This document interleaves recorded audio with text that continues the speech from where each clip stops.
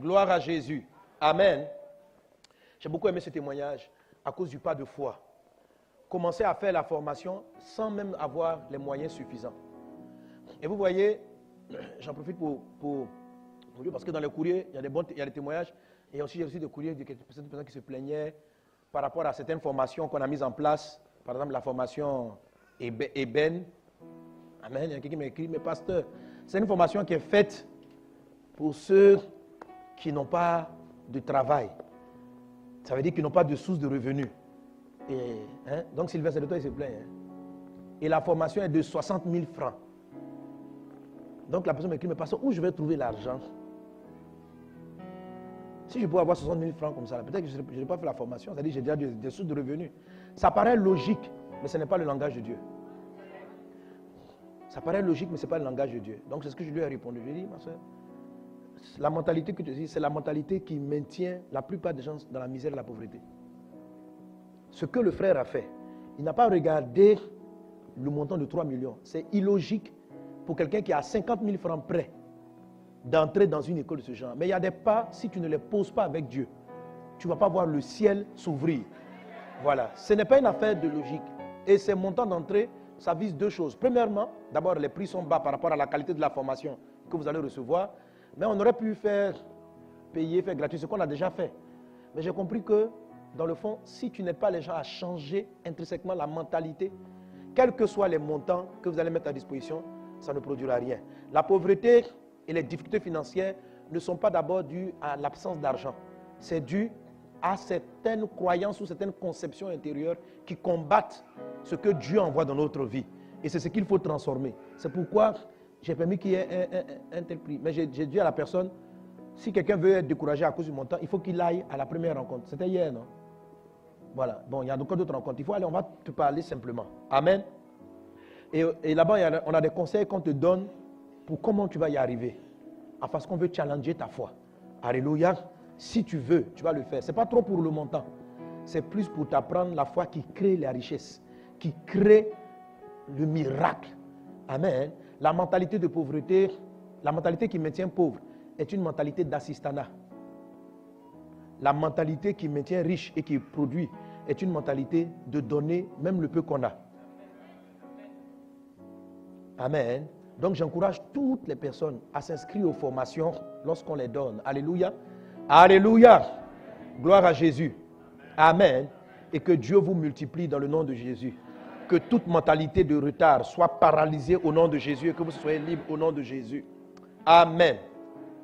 Et cette personne-là, justement, dans sa plainte, s'est plainte d'une chose. Elle me disait, ah, pasteur, voilà, dans ma tribu aussi, quand je dis, vraiment, on n'a qu'à m'aider, les patrons m'appellent et disent, viens, on va prier, viens, on va prier.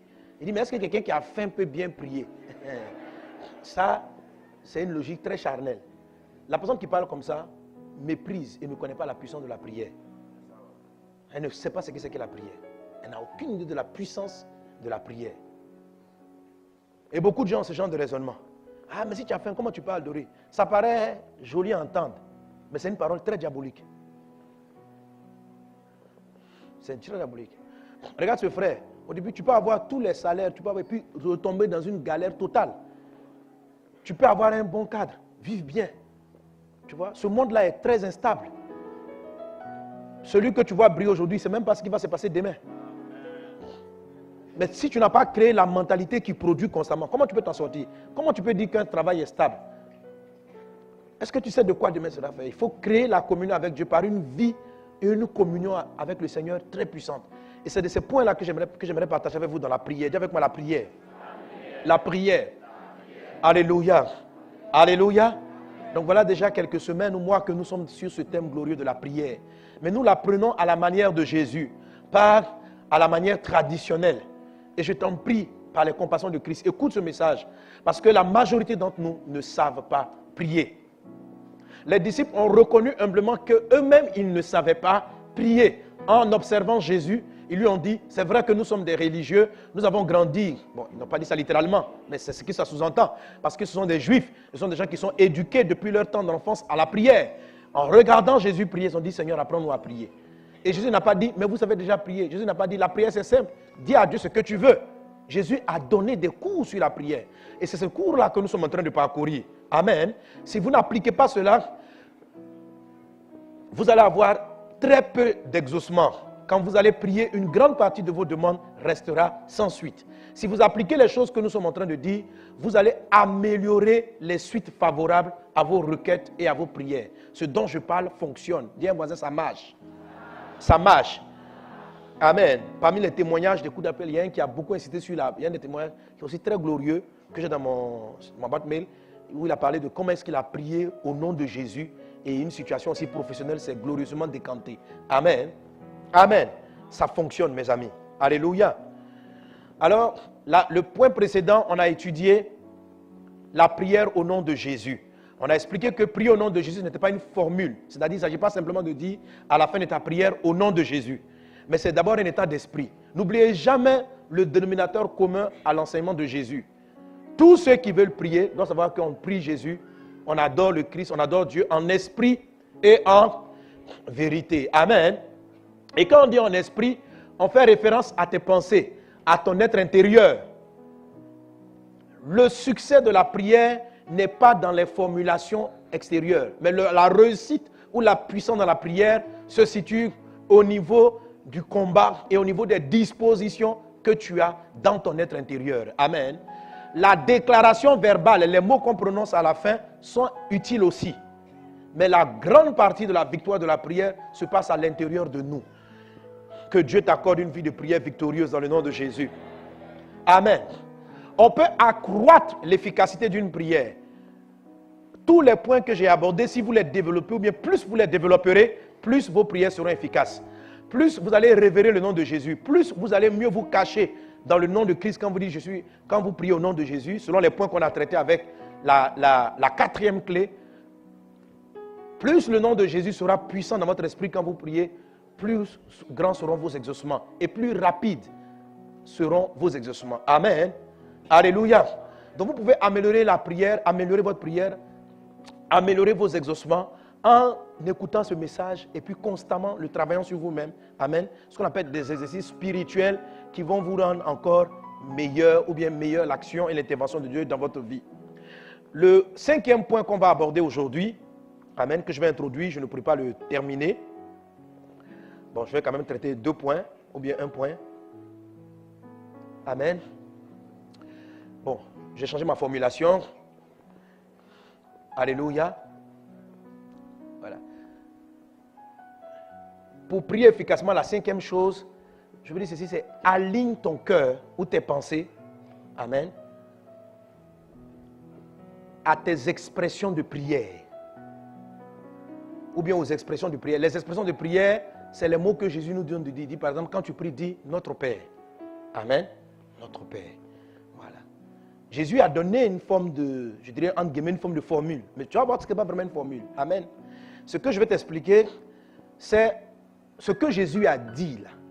Ce que Jésus a dit de dire, il faut l'aligner, il faut le mettre en accord avec ton cœur, avec tes pensées intérieures, et tu vas te rendre compte que ta prière devient encore plus puissante. Amen.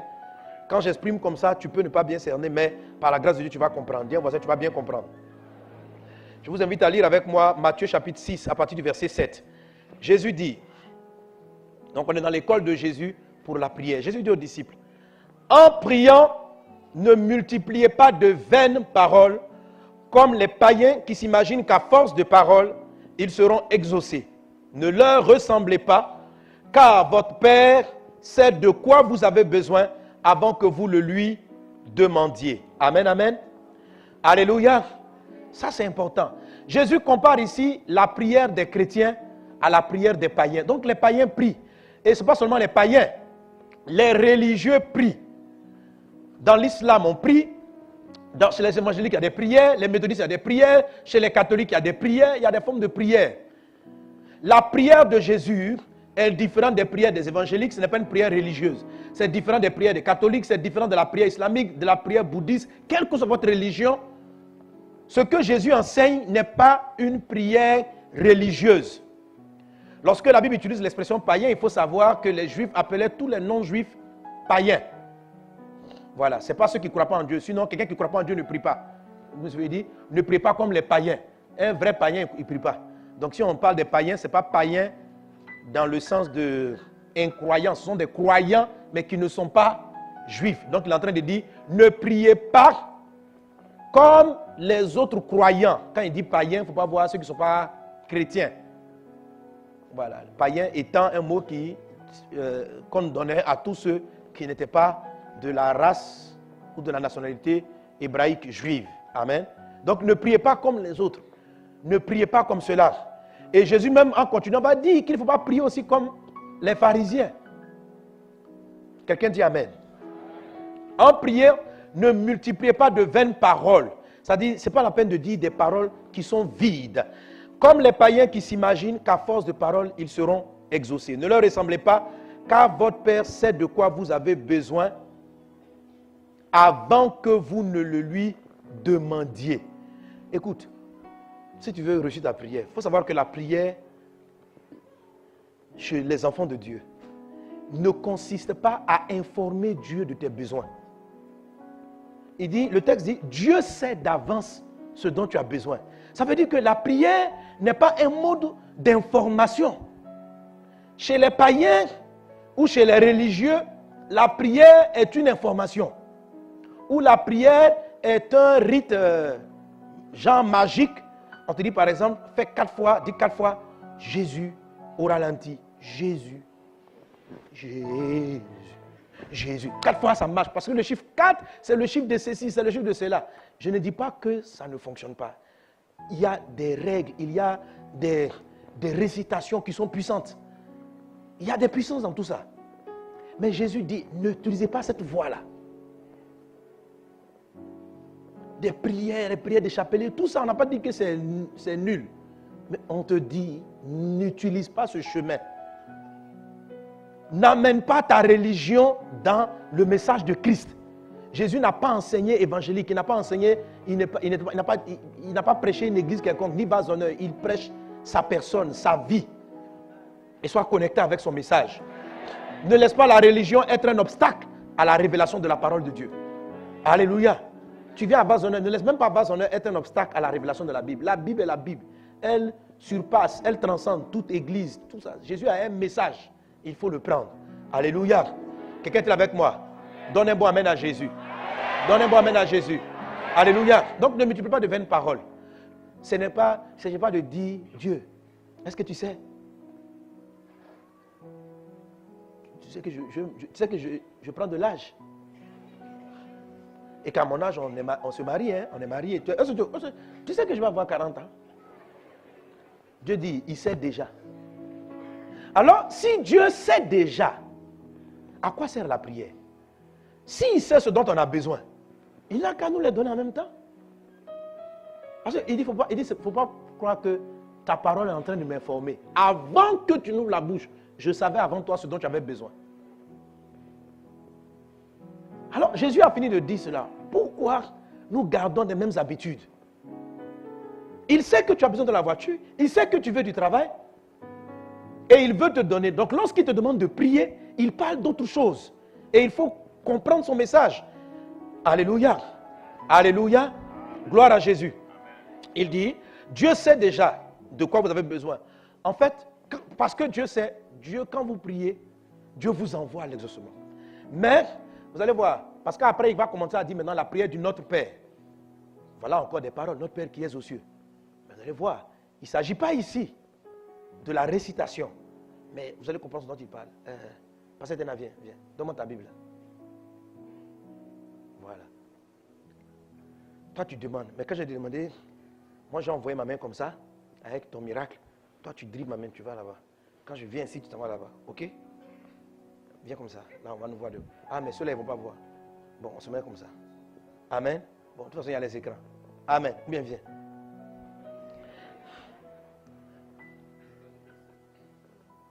C'est ton anniversaire aujourd'hui. Ah, joyeux anniversaire. Ah, c'est ton anniversaire. Alléluia. Donc, demande une bonne chose. Parce qu'il y a l'onction ici. Amen. Donc, qu'est-ce que tu veux? Prie Jésus. Oui, parle même. Tu as un micro si tu veux. Vas-y, prie. Qu'est-ce que tu veux? Seigneur Jésus, ce que je te demande dans ton nom précieux, c'est d'être vraiment à la place que tu voudrais que je sois. Bon, attends, quelque chose, demande l'argent. Argent. Non, parce qu'on ne sait pas trop la place là. Voilà, bon, là, tu veux combien? Si tu veux l'argent tout de suite, tu veux combien? Seigneur, j'ai besoin de 10 millions actuellement. Sérieux, hein? Sérieux. Bon, d'accord, ok. Amen. Non, elle est en train de faire une très bonne prière. Mais c'est très spirituel, on n'allait pas savoir comment. Donc, tu demandes à Dieu 10 millions, ok? Voici les 10 millions. Dieu sait ce dont tu as besoin. Alors, s'il sait ce dont on a besoin, la prière sert à quoi? Si Dieu sait ce dont on a besoin. La prière, je vous l'ai dit dans un enseignement, c'est un canal. La prière, ce n'est pas une information, c'est une route que vous créez entre le ciel et vous pour permettre à ce que vous exprimez de descendre sur la terre. La prière est une route. Quand vous priez, ayez toujours cette image. Maintenant, Dieu est un esprit, c'est ce qu'il explique. Dieu est un esprit. Donc, ce qu'il donne prend une route spirituelle. Ça prend un chemin spirituel. Ce qu'il veut, c'est que la prière, c'est se mettre à la bonne fréquence. C'est ça la prière, en fait. Amen. Amen.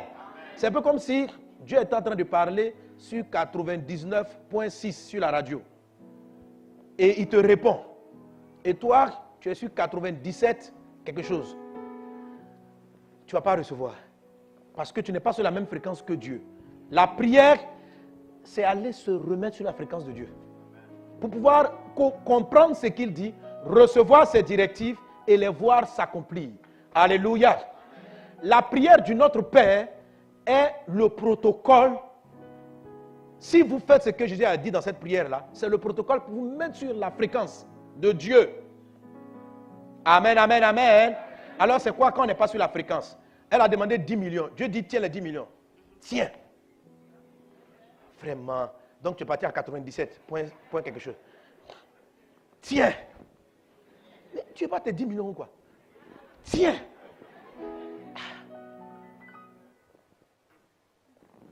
Tiens. Amen. Bon, peut-être qu'ils vont viser en haut maintenant. Tiens. Tu es parti en bas. Tiens. Dieu te cherche pour t'envoyer l'argent que tu cherches, mon ami. Dieu te cherche. Il change de fréquence pour toi, même tout ça. Amen. Donc Dieu sait ce dont on a besoin. Mais nous devons nous connecter pour aller prendre ce qu'il envoie. Alléluia. Donc physiquement, c'est ce à quoi ça ressemble. Amen. Amen. Amen. Maintenant, viens au bon endroit. Alléluia. Tiens tes 10 millions. Amen. Et elle prend. Il y a le contact. Et les 10 millions quittent le ciel et vont arriver de manière concrète dans sa vie. Alléluia. Ça, quand on parle de la déclaration prophétique, la déclaration, quand vous déclarez, ou bien vous rendez grâce, les prières d'action de grâce, ce sont les prières qui permettent à un exaucement qui est dans le monde spirituel à passer dans la matière. Ou les réclamations prophétiques, c'est juste que les 15 millions arrivent d'abord en esprit avant de se matérialiser. La Bible dit qu'il faut que celui qui s'apporte Dieu comprenne que tout est fait dans le monde invisible avant de se produire dans le monde visible. Alléluia.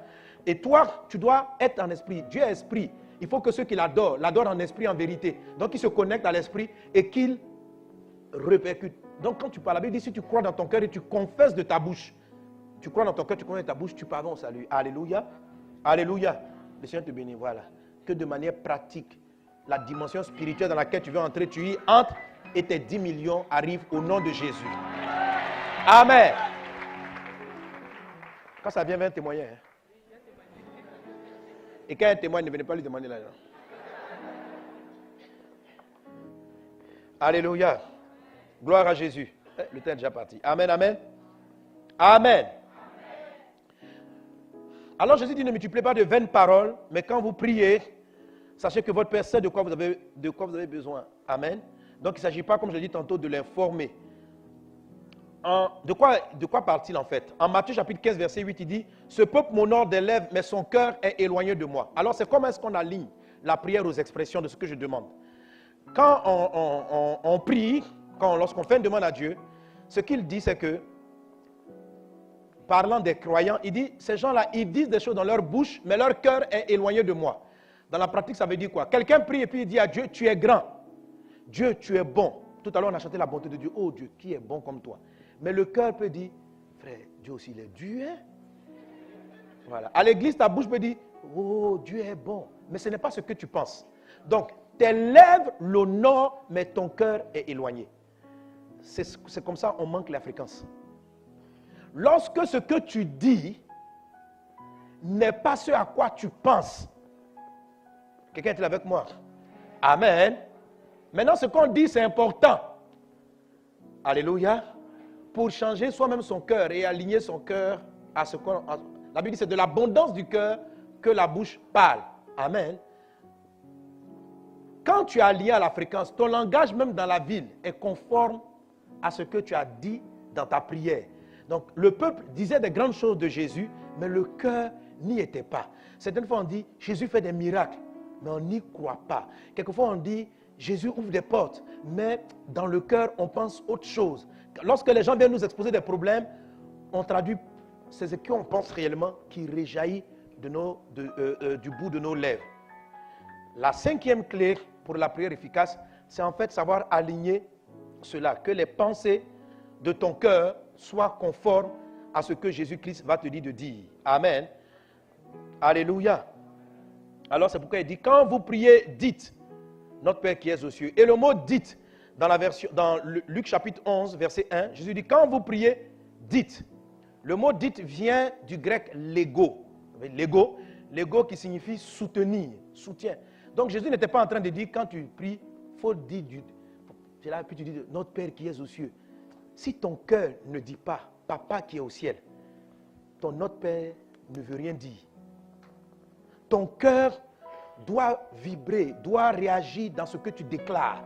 Alléluia. Sinon, tu fais partie de ce peuple-là qui honore Dieu du bout des lèvres, mais dont le cœur est opposé ou différent des choses que tu es en train de déclarer. Je vous assure, un des plus grands combats dans la vie spirituelle, c'est d'arriver à aligner l'ensemble. Amen. C'est pourquoi, dans la prière de notre Père, les 2 premières phrases seulement, tu peux rester 2 heures en prière, quelquefois, pour que tu sois connecté. Amen. Amen. Donnez-moi amen à Jésus. Donc, lorsque vous priez, dites. Et voilà ce que Jésus va dire. Alors, aujourd'hui et dimanche prochain, on va parcourir le protocole. Il ne s'agit pas de dire la phrase. Il s'agit que le cœur dise ce qui est dit. Et ce que Jésus est en train de nous dire dans ce texte-là, c'est qu'il nous montre comment entrer sur la même ligne que Dieu. Et lorsqu'on arrive à entrer dans la même ligne que Dieu, plus rien n'est impossible. On peut vivre. Et Dieu est capable de faire descendre par le canal toutes sortes de choses. Mais tant que cette ligne-là n'est pas créée, c'est compliqué. C'est compliqué. Et moins vous allez être connecté, plus lents seront vos exaucements. Plus vous allez être connecté, plus vite seront vos exaucements. Si tu passes ton temps à dribbler Dieu, mais aussi tes exaucements seront aussi lents. Alors Jésus dit ceci, quand vous priez, dites, on dit quoi premièrement? Notre Père. Dis avec moi, mon Père. Mon Père. Mes amis, ça c'est très important.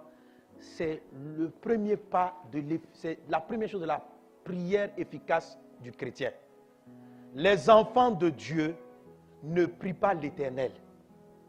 Ils ne prient pas Adonai. Ils prient leur papa.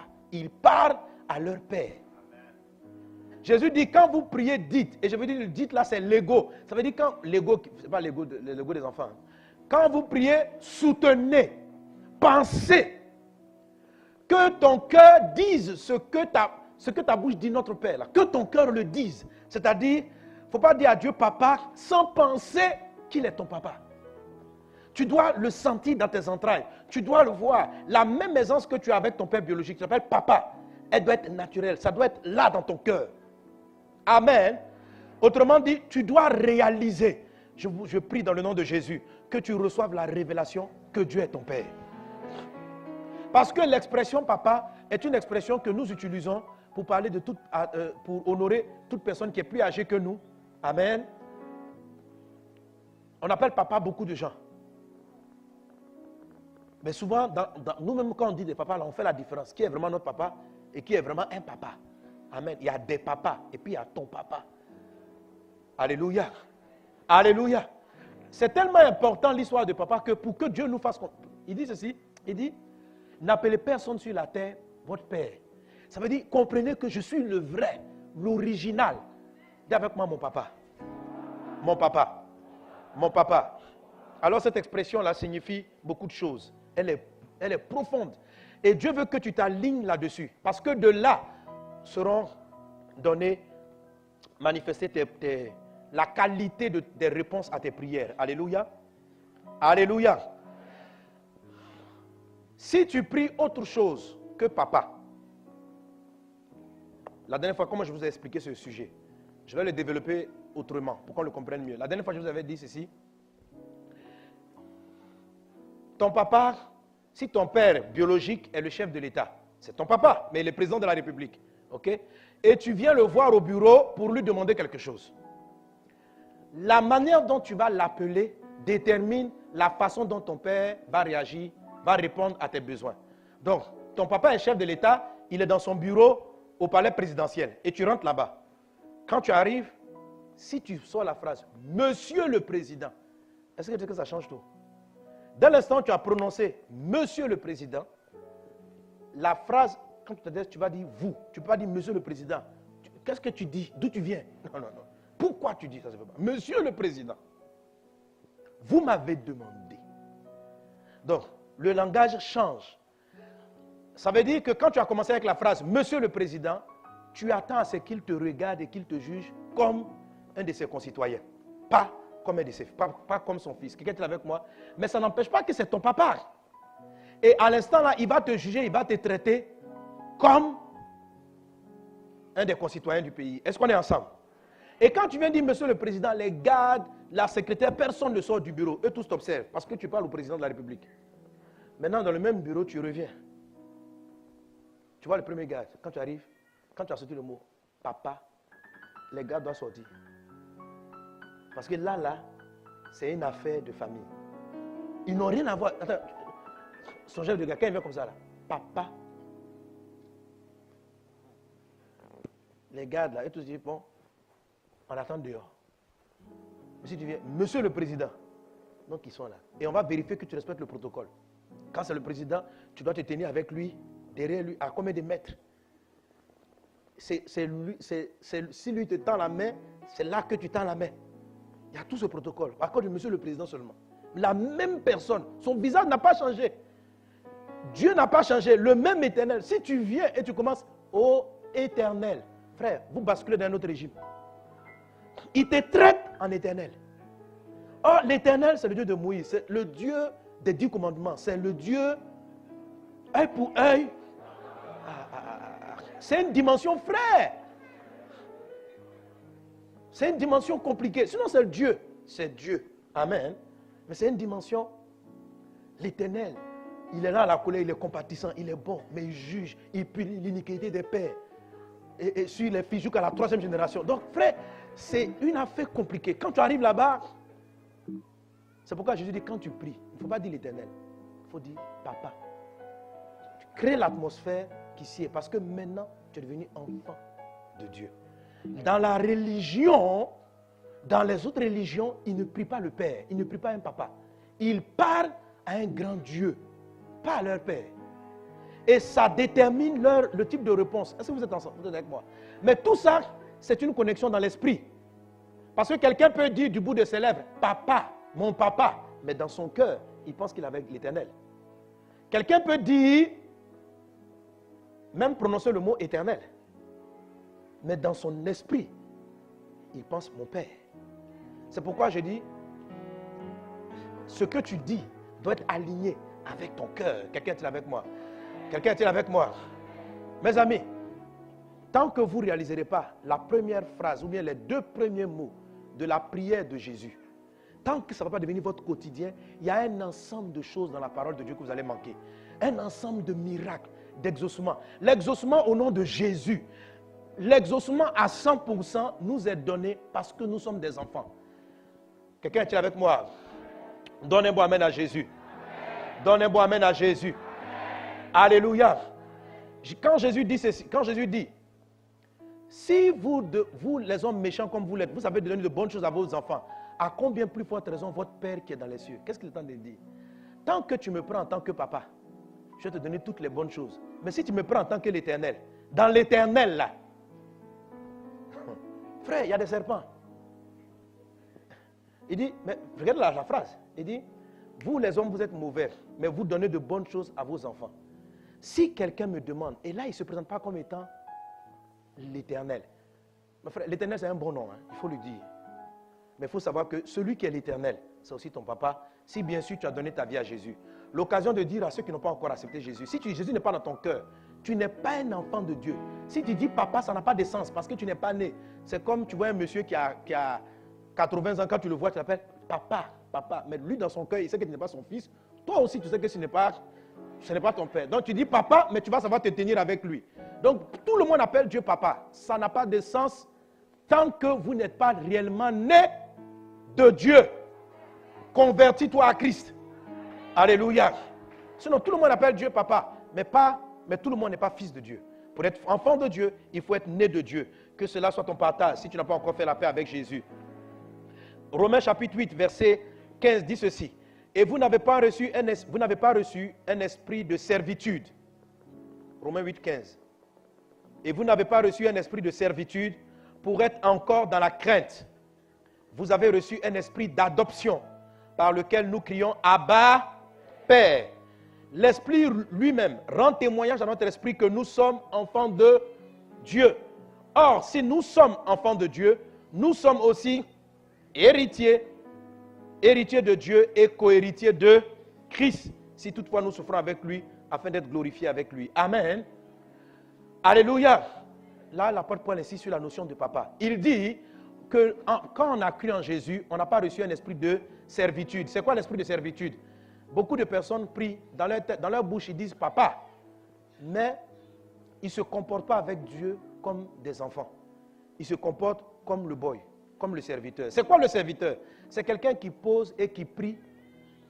La prière d'un serviteur, c'est une prière de mérite. Dieu va les rémunérer.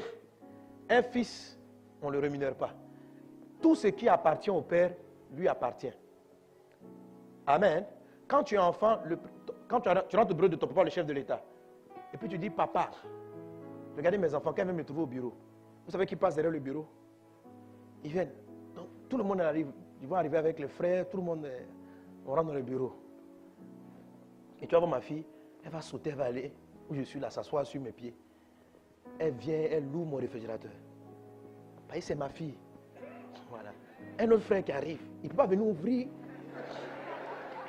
Non. S'il fait ça, c'est un manque de respect. C'est un manque de respect. Et c'est très mal interprété. Mais deux personnes, l'enfant, lui vient, il loue le réfrigérateur. Papa, et puis il me dit, papa, on dit, il n'y a rien là-dedans. Et le biscuit qui était là la dernière fois. Amen. Quand vous allez voir le frère qui fait le gardiennage, quand il voit, il m'appelle aussi papa, j'ai un papa spirituel. Mais il ne peut pas venir ouvrir le...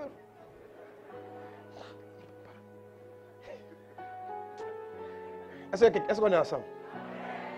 La Bible dit, si Dieu est ton Père, tu es héritier de Christ. Ça veut dire, la manière dont tu voyais Jésus était à l'aise avec son Père. Tu dois être pareil. C'est ton papa. Que Dieu nous aide à réaliser ce que Christ nous a donné. À tous ceux qui l'ont reçu, il a donné le pouvoir de devenir enfant de Dieu.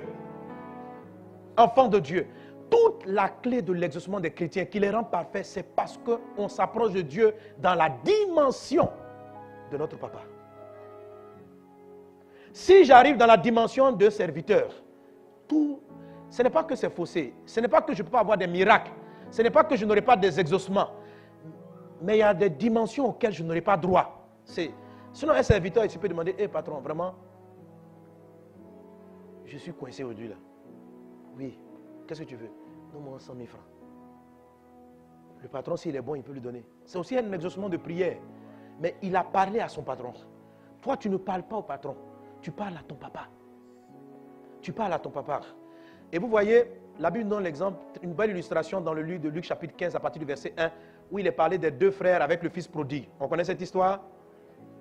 Généralement, on jette l'opprobre un peu sur le fils prodigue, qui est parti, qui a dilapidé les biens de son père et qui a vécu dans la débauche. Mais il y a un problème aussi au niveau du fils qui est resté à la maison. Le grand frère qui est resté à la maison, dans la bouche, il appelait son papa papa. Mais dans les actes, dans ses pensées, il considérait son père comme son patron. Et donc, le papa le considérait comme son fils. Mais comme le fils lui-même, dans son esprit, il est un serviteur, il agissait en conséquence. Quand le fils prodigue est revenu à la maison, papa était tellement content, il a fait tuer le veau gras. Tout le monde a mangé, sauf le grand frère qui était dehors. Lorsqu'il a entendu ça, il était fâché. Et il a attendu quand son père est venu, il dit, mais viens faire la fête avec nous. Il dit, mais pourquoi que papa, il appelle papa, mais il ne pense pas papa. Il dit, mais papa, ça fait des années que je suis avec toi. Je ne t'ai jamais désobéi en quoi que ce soit. Ton fils qui a pris ton argent, qui est parti le dilapider, il arrive, c'est pour lui que tu tues le veau gras. Mais moi qui suis dans la maison, même un poulet, tu n'as jamais tué un seul animal pour moi. Non, papa, c'est trop injuste. Papa, non, je ne suis pas content. Là, je ne suis pas. Vraiment, je te dis, je ne suis pas content. Le grand père était fâché. Plusieurs seraient venus lui redonner raison. Mais c'est parce que dans sa tête, il a un problème. Il appelle son papa papa, mais il se considère au même degré que les boys. Son père lui dit alors, il dit, mais toi tu es mon fils, tu n'es pas un serviteur, tout ce que j'ai est à toi. C'est ce qu'il a dit. Il dit, mais le veau gras là, moi, comment tu veux que je te donne ce que je t'ai déjà donné? je sais. Le veau gras, il est à toi. C'est-à-dire que si depuis là, c'est-à-dire le veau gras est là. Le grand frère veut manger, il dit, le veau. Donc, j'ai dit dans la maison là, il travaille, il nettoie. Il attend que papa se lève pour dire, fils, tu as bien travaillé, tiens le veau gras. Quand papa dit, on va l'appeler quoi? Gasparien, oui papa. Tu peux te lever aujourd'hui à 3h du matin pour m'accompagner à l'aéroport. Oui papa. Oui, il est vraiment un gars correct. Il est honnête, il est trop bien. Mais il voulait qu'on le récompense un peu, le veau gras. Pour le père, si le veau gras est encore vivant, c'est parce que l'enfant ne veut pas. Parce que pour lui, un fils n'a pas à être rémunéré. Un fils est copropriétaire. Amen. Amen. Mais pourquoi ma fille peut passer derrière mon bureau? Parce que mon bureau est son bureau aussi. Mon réfrigérateur, c'est ma fille, c'est mon fils. Si je lui dis de ne pas ouvrir, c'est par prudence, par beaucoup de choses. Amen. Si ma même fille a grandi, et elle arrive dans le bureau, et puis elle m'appelle pasteur, elle ne peut plus passer pour venir soulever le réfrigérateur. Si elle m'appelle papa, elle peut passer. C'est pourquoi je lui dis, quand tu pries, là, dis papa. Faut pas... Ça dit, mais quand tu le dis, il faut penser ce que tu es en train de dire. Que faut pas faire comme les païens qui répètent des mots sans peser le sens. Quand vous priez, que ce soit, vous pensez ce que vous êtes en train de dire. Donc, c'est maintenant qu'il dit, pour être connecté à la dimension des résultats de ta prière, si tu demandes au titre de serviteur, tu vas pas être... Tes exaucements seront très limités. Et il y a des trésors auxquels tu n'auras pas droit parce que toi-même, tu vas te bloquer. Alors le grand frère dit à papa, mais vraiment, je ne suis pas content. Papa dit, vraiment, le veau gras est à toi. Tout ce que j'ai t'appartient. Je ne peux pas te donner ce qui t'appartient déjà. À la limite, quand tu allais vouloir tuer le veau gras, papa, est-ce que tu as un plan pour le veau? Papa dit, non. Maintenant, peut-être que papa aussi, il voulait le manger plus tard. Il dit, mon fils, moi je l'ai fait engraisser pour pouvoir prendre. Il dit, moi j'ai une fête avec mes amis, ça m'intéresse, papa, franchement. Donc qu'est-ce qu'on fait? Papa dit, bon, garde-moi la cuisse. Il dit, ok, le vieux. Et puis, on avance. Il allait manger son veau gras. Depuis là, il convoitait le veau gras. Il a travaillé pour le veau gras. Il bougeait pour le veau gras. Et ça, c'est les types de chrétiens qui sont là, papa. Mais qui se dit, mais qu'est-ce que je dois faire pour lui plaire? Il rentre dans 40 jours de jeûne. Après, tout. Quand vous priez Dieu en mode serviteur, vous voyez toutes vos œuvres spirituelles comme des moyens d'achat. Il faut se marier après combien de jeûnes? On dit combien de jours de jeûne il faut prendre pour se marier? Donc, quand tu as jeûné, 3 jours ça n'a pas marché, tu dis, André, je n'aurais pas dû couper le soir. Je dois enchaîner. Donc tu te prives et tu viens. Oh mon Dieu, voilà devant toi, 40 jours de jeûne, sans manger, sans boire. Avec ça, est-ce que tu peux me donner maintenant le mariage? Un serviteur reçoit un salaire, c'est-à-dire tous les actes qu'il pose sont pour être rémunérés. Un fils n'obéit pas parce qu'il attend, il obéit parce qu'il est fils. Donc, notre obéissance à Dieu, notre vie de jeûne, vous savez, on a fait 12 jours de jeûne, mais tous n'ont pas jeûné avec le même esprit. Certains ont jeûné en tant que des fils, d'autres ont jeûné comme des serviteurs, voyant les jours de jeûne comme un moyen, comme une monnaie d'échange entre leur travail et certains ont vu juste comme une manière de rester un peu plus longtemps avec papa et de parler plus avec le vieux avant de sortir. Ce n'est pas le même esprit, c'est les mêmes 12 jours, mais on ne jeûne pas de la même manière. Amen. Alléluia. Alléluia. Sois un fils pour ton Père. Jésus a dit, Paul dit, vous n'avez pas reçu un esprit de servitude. Vous avez reçu un esprit par lequel vous criez, Papa, mon Père. Il dit, si Dieu est vraiment votre papa, vous êtes héritier de Dieu et co-héritier de Christ. Comportez-vous, pensez comme tel. Mes amis, on est tellement habitués à la religion que lorsqu'on prie, quelquefois c'est un combat qui est dû dans notre esprit. Se connecter à Dieu, c'est prendre le temps. Réalise que c'est ton papa et que tu parles à ton Père. Amen. Et finir avec ça. Notre Père qui est au... J'en parlais dimanche prochain. Ça parle de la position de Dieu. C'est très important. Tout ça, c'est un travail que tu fais dans ton cœur quand tu pries. Dieu est au ciel. Au ciel, ça veut dire qu'il est au-dessus de tout. Dieu n'est pas sur la terre. Tu sais ce que ça signifie? L'endroit où habite ton papa détermine un peu ce que tu attends de lui. Quand tu es à Abidjan et puis tu travailles, on dit, où est ton papa? On dit, il est au village. Ça signifie que c'est toi qui lui amènes l'argent.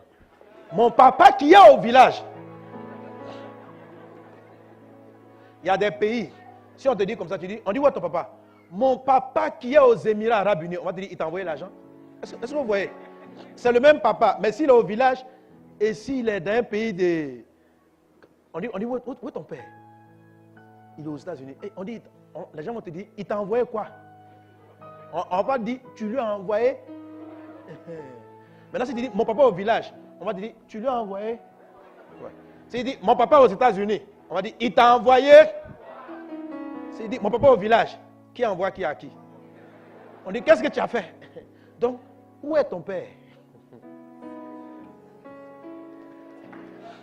Alléluia. Amen, amen, amen. Quand tu pries et que tu positionnes Dieu dans le ciel, ça veut dire qu'il n'est pas sur la terre.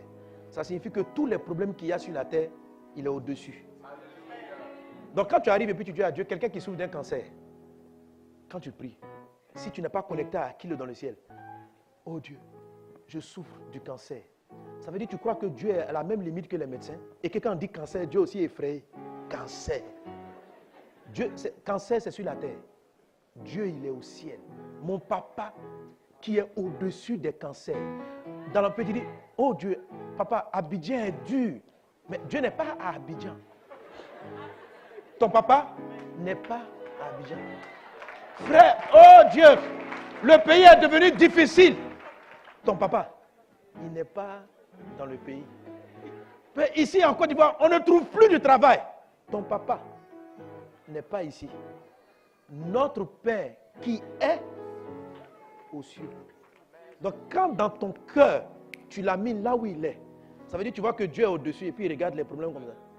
Oui, il y a quoi ici? Donc du coup, ton cœur même est préparé à recevoir toutes sortes de miracles.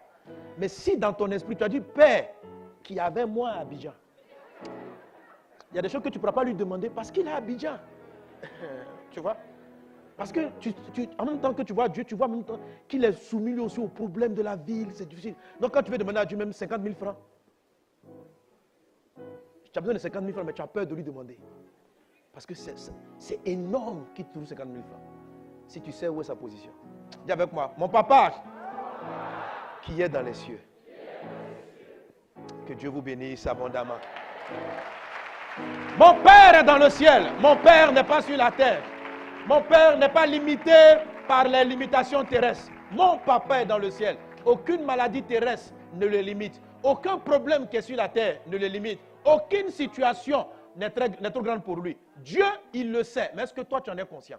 La prière du Notre Père, Dieu veut dire, adapte ta conscience à ce que je dis. Il n'a pas dit qu'il faut répéter la prière. Notre Père qui est aux cieux, que ton nom soit sanctifié. Est-ce que tu sais ce que tu dis? Ne sois pas comme un païen qui croit que c'est à force de parole qu'on est exaucé. Ce n'est pas à force de parole. Que ton cœur dise ce que ta bouche est en train de prononcer. Que ton cœur dise, mon papa est vraiment dans le ciel et c'est mon papa à moi. Mon papa chéri et il m'aime. Amen. Et puis il habite au ciel. Bon, voilà. Donc, vous qui êtes sur la terre, qu'est-ce que vous me voulez? Est-ce que tu sais, est-ce que tu connais mon papa? Il est au ciel. Alléluia. Mon papa est au ciel. Il n'est pas sur la terre. Les docteurs vont te dire, c'est un mal incurable. Dis-lui, est-ce que tu sais où est mon papa? Qui t'a dit qu'il y a des mots incurables là-bas? Mon papa est au ciel. Mon papa est au ciel. Quelqu'un se lève et dit, mon papa est au ciel, frère. Lève-toi et dis, mon papa est au ciel. Mon papa est au ciel. Alors, quel problème as-tu, mon ami? Quel problème as-tu? Regarde-les et puis dis, mon papa, il est au ciel. Ce problème ce n'est pas son problème à lui. Mon père est au ciel. La situation de l'ambassadeur des États-Unis en Côte d'Ivoire, même si l'ambassadeur des États-Unis est en Côte d'Ivoire, sa source est aux États-Unis. Et tant que les États-Unis seront la première puissance au monde, lui ici, il est la première puissance aussi. Si la Côte d'Ivoire tombe en crise, il ne sera pas en crise. S'il a pris à manger en Côte d'Ivoire, lui, il mangera. Parce que son père est aux États-Unis. C'est l'État des États-Unis. C'est ce que Christ a dit dans la prière de notre Père. Quand vous priez, pensez que vous parlez à votre Père. Pensez. Et souvenez-vous que votre Père n'est pas soumis aux réalités terrestres. Il est assis dans le ciel. Alors tu commences à te connecter à lui, à être sur la même fréquence. Et le ciel n'a plus de limite. Et l'impossible devient possible. Et les richesses divines peuvent commencer à couler. Parce que tu t'es mis sur la bonne fréquence. Pas sur la fréquence d'un serviteur. Pas sur la fréquence des religieux. Mais sur la fréquence de la fille qui vient voir son père. Du fils qui vient voir son papa. Merci Seigneur pour ta grâce divine. Merci Seigneur pour ta parole. Porte du fruit dans nos vies. Au nom de Jésus. Merci mon Dieu. Amen.